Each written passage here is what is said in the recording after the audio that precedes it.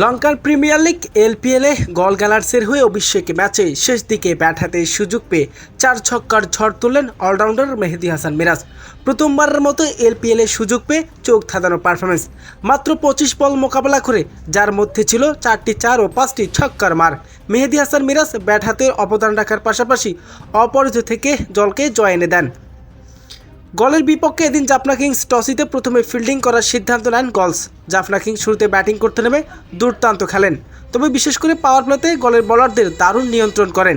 তবে মিডল অর্ডারের লড়াকু ব্যাটিংয়ে জাফনা কিংস নির্ধারিত 20 ওভারে 7 উইকেট হারিয়ে 182 রান সংগ্রহ করে।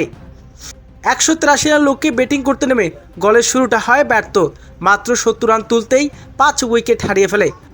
সবাই যখন উইকেট বিলি দিতে ব্যস্ত, তখন মেহেদী হাসান মিরাজ আসেন ক্রিজে। তখন পুরো দায়িত্ব মিরাজের কাঁধেই পড়ে। সবাই যেখানে ব্যাট হাতেই ব্যর্থ, আইএলপিএলে অভিষেক ম্যাচেই সেখানে ব্যাট হাতে করেছেন রেকর্ড। শুরু থেকেই 4 ছক্কার ঝড়, এ যেন বাংলাদেশের নতুন ক্রিস গেল। ইনিংসের শুরু থেকেই দুর্দান্ত ছন্দে খেলেন মেহেদী হাসান মিরাজ। তিনি মাত্র 25 বল মোকাবেলা করে 65 রানের একটি চোখ ধাঁধানো ইনিংস খেলেন, যার মধ্যে ছিল 4টি 4 ও 5টি ছক্কার মার। মেহেদী হাসান মিরাজ ব্যাট হাতে অবদান রাখার পাশাপাশি অপরাজিত থেকে দলকে জয় নিশ্চিত করেন।